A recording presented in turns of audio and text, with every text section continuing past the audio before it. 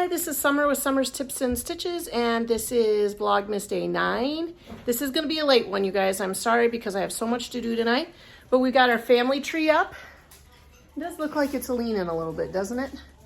And we've got our nativity up, and then I'm going to take you outside. My husband got our Christmas lights on, and Maddie and I put together this wreath. We didn't do a great job, but it was a plain wreath that we put in these picks. So we got that wreath up.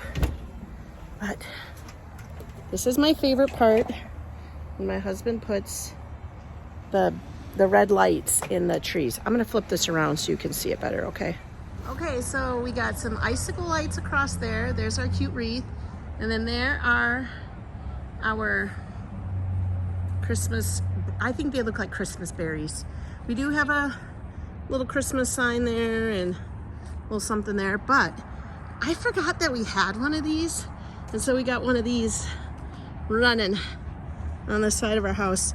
Because we live in a condo, we don't have the normal yard, so we don't have enough room here. But we got that projection. So this is our unit. There's the rest of them, all boring. Blah. But this is ours. We own this condo and stuff. We're decorated. We love Christmas. Okay, I'm gonna head back in and open up my next drawer. Oh, it's so pretty. I'm so happy my husband did this today. Hopefully our neighbors don't mind. And then there's our pretty wreath. How nice. And then, you guys, we're gonna open in and see our two trees. Tree number 1, Maddie Duck. Fireplace. And then tree number 2. Yeah. Okay, so now we're back in here for the last part of the video. Okay, you guys, so yesterday, I can't even think about what I did. Well, Christmas tree. We went to the Christmas tree farm. We decorated the tree. And then I did some reading. So I actually did nothing, which really, it was my day to catch up. So this is still up to day 7. I didn't do day 8. Day 8, I still have that color shoved in here. And so today, I'm sorry I don't have an update, but we can see what day 9 is. I know I need to get my bum in gear, but I can't because even tonight, our basketball team has a game. And so I want to go watch them play. So we'll see. Maybe I'll catch up on Wednesday. I actually asked off for Wednesday, so I might have some time. Day 9. Oh, you guys can't see. Here we are. Day 9 is right here. And, ooh, it's a nice minty color. I love that. And then, these are these weird things Crochet Society does. Sorry, Crochet Society. Where they have you, like, they want you to hang your stitch markers on these little things. So far, I only think I've gotten, like, 1. So I feel like that's wild. But for this advent calendar. But yeah, I got to get day 8 done and day 9. So hopefully I can get that done maybe when I get back from the basketball game tonight. But I did want to tell you guys I read another book. I read it this weekend. I couldn't help it.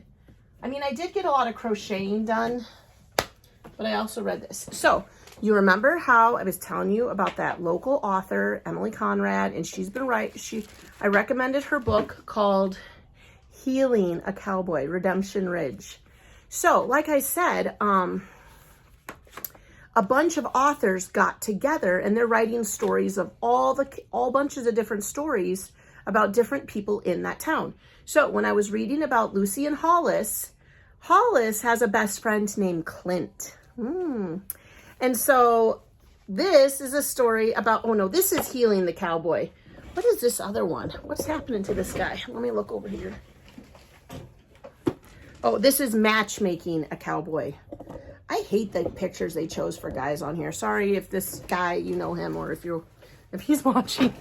Okay, so Matchmaking a Cowboy was written by Emily Conrad, and I've read a lot of her books.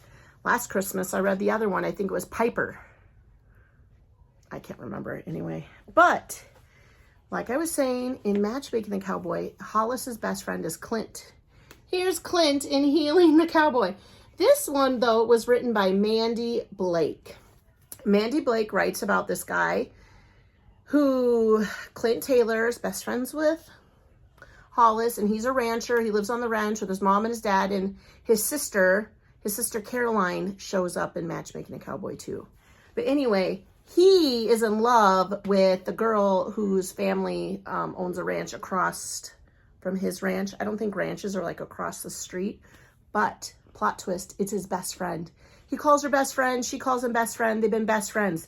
But he realizes he's in love with her because she gets a job being a traveling nurse in Texas, there in Colorado. And so while she's away, he realizes he loves her.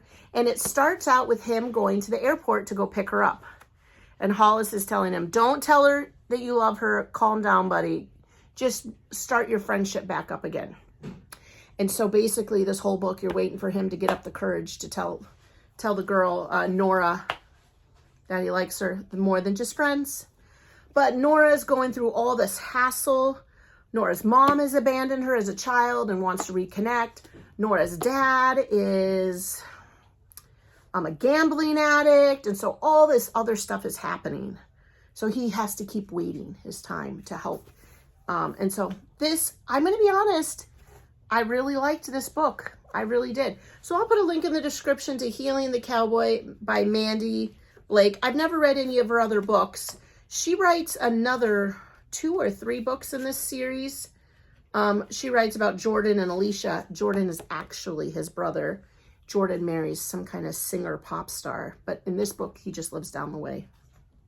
Like, I mean, I thought ranches were real huge.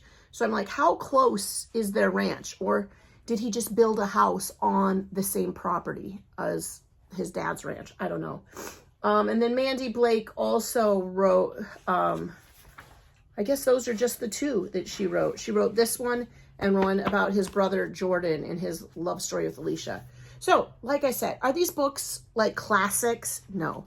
Are they so enriched literature with metaphors and similes? No, they're just nice little Christmas love stories. And all these people live in the same town and they're all friends with each other. And I'd say they're probably all in the age range of like 25 to 45. Just a bunch of adults out there living a good ranching life. Do I care about the cow and horse stuff? Not really, no. But they're nice. I'd say this guy looks cuter than the Hollis on the book I threw on the floor. But I think that's all I'm going to read for now. Eventually, I do want every single one of these books. Why? Because I'm a hoarder and it's a series. But so far, I've just been reading the ones where a character is mentioned. So because Hollis is friends with Clint, I got this one. And then I'm looking at reading, the next one is the one about Clint's brother, Jordan. So I'm just kind of moving my way. They're listed in here in order of beginning to end. Like year 1 and then year 2 is these 2 books. So I am reading them all crazy out of order. But I'm fine with that. They're simple enough I can figure out what's going on. All right, you guys, that is all for this Vlogmas Day 9. We'll see if I get any crocheting done tonight. Like I said, I got to eat dinner, and then my son and I are going to our high school basketball game.